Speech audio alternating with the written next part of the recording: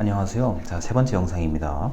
타당도 이제 이어서 앞에 두 개 표면 타당도와 내용 타당도를 얘기를 했는데요. 이제 세 번째와 네 번째 총 네 개입니다. 자, 기준 타당도입니다. 기준 타당도는 연구자의 측정 도구와 다른 연구자의 측정 도구를 비교해서 이게 얼마나 잘 측정할 수 있는지를 살펴보는 거거든요. 아니, 그렇잖아요. 우리가 이런 거 심리 검사를 하는데 내가 쓰는 어떤 그 측정 도구하고 다른 심리검사 도구와 한번 비교를 해볼 수 있죠. 물론 이미 우리가 알고 있는 시중에 상당히 신뢰도와 타당도를 확보한 심리검사 도구들이 있기 때문에 이거를 이렇게 그냥 비교할 것까지도 사실은 없어요.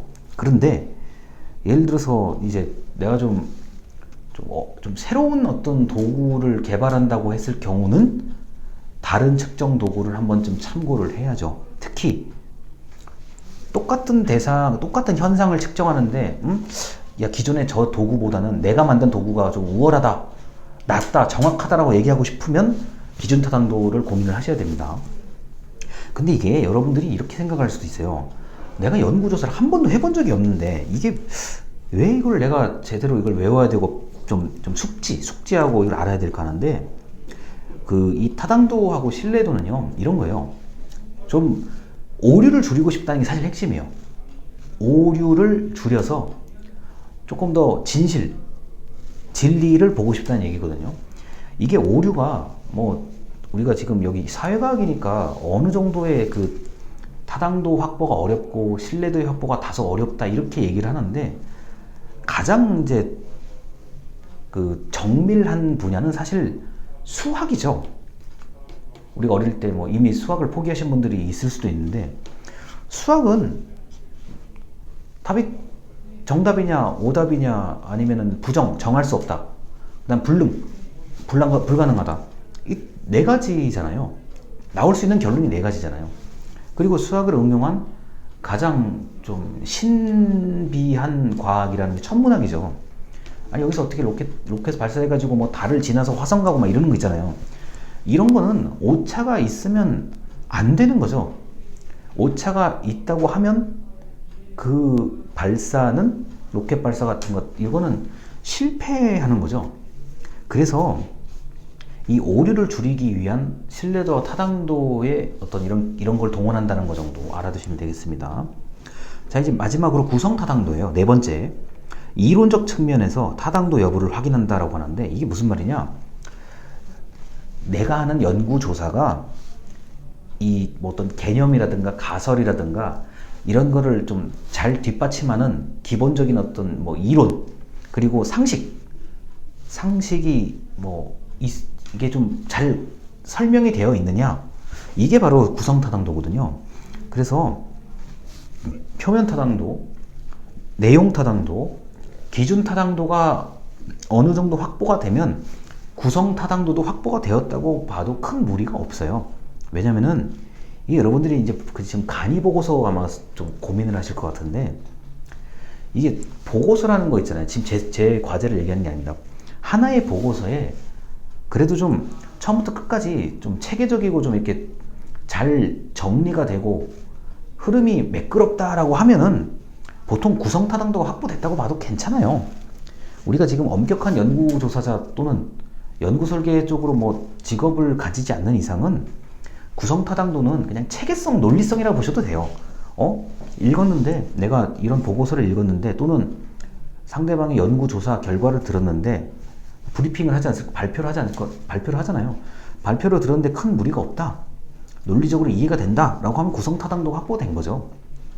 물론 저는 지금 굉장히 간단하게 얘기하고 있는 겁니다. 이거를 엄청나게 따지는 연구조사자들에게는 제가 지금 얘기하는 게 비할 바가 아니에요, 사실.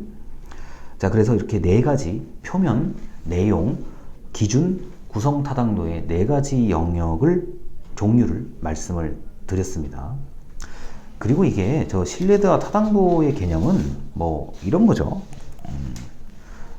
관역 그림, 이거는 무조건 그 조사 방법론에서 가르쳐 드려야 되는 그림이에요. 이거요. 자, 관역 1번. 이 연필로 이렇게 그 동그라미 그은 겁니다. 이게 그냥 양궁, 사격 관역이라고 생각하시면 돼요. 자, 관역 1번은 중앙에 모여 있지는 않죠. 이게 그 우리 흔히 말하면 뭐 양궁이라든가 총 사격하시는 분들 해보셨던 분 있을 거니까요. 이게 중앙에는 와 있지 않은데 어떤 일정한 지점에 몰려 있다.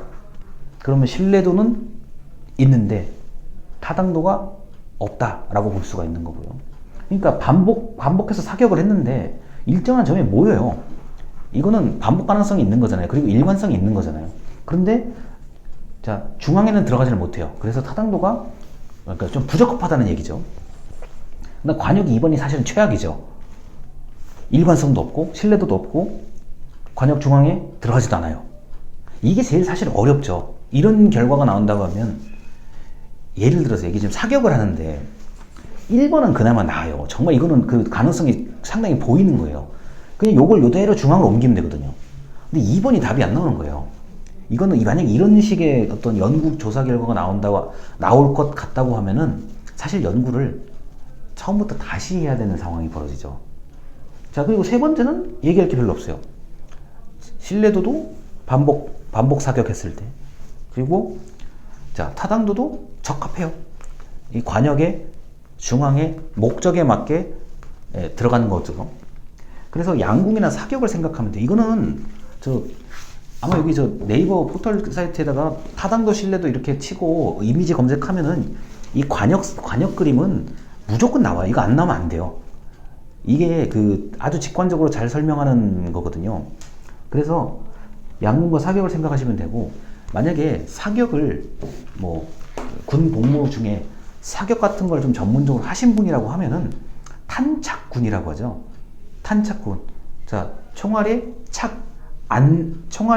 착지 않는 군, 무리. 탄착군이 이런 거예요, 이거 지금 관역 1번과 3번은 탄착군이 형성이 된 거예요. 이런 경우는 뭐 여기서 조금 이게 지금 방법론에서 벗어난 얘기지만 연습을 꾸준히만 해주면은 이거는 문제가 이런 그 탄착군 형성된 사람은 문제가 없어요. 다만 저쪽으로 쏘고 이쪽으로 쏘고 이게 어떤 최악의 경우 관역이 하나도 안 들어가죠. 아니 그러니까 우리 사격 관역이 이렇게 돼. 요새 그 사격장 있잖아요. 우리 보면 뭐 어디 가면은 뭐 스크린 골프를 하듯이 스크린 야구를 하듯이 사격장이 있잖아요. 그 비비탄 총으로 옛날 말 비비탄 총으로 하는 건데 어떤 경우는 아예 관역 자체에 들어가질 않아요. 이런 경우는 자, 어떻게 표현해야 되냐? 이걸 만약에 조사 방법의 식으로 얘기한다 그러면은 연구 조사 준비 자체가 안 됐다고 봐도 이거는 사실 틀린 말이 아닙니다. 그래서 일단 관역에 들어가야 뭘 해보든가 말든가 할 거 아니에요. 그러니까 이런 게 그 양궁이나 사격, 요새 우리 충분히 게임을 할 수가 있는 시대이기 때문에 요 관역 정도만 생각하시면 전혀 문제가 없이 타당도와 신뢰도의 관계를 이해할 수가 있습니다. 자, 그래서 여기까지가 이제 신뢰도와 타당도의 특징을 말씀을 드린 거고, 이제 다음 영상부터는 타당도를 떨어뜨리는 요인들이 있어요. 저해 요인이라고 하죠. 여기에 대해서 제가 좀 더 설명을 드리겠습니다. 자, 들어주셔서 감사합니다.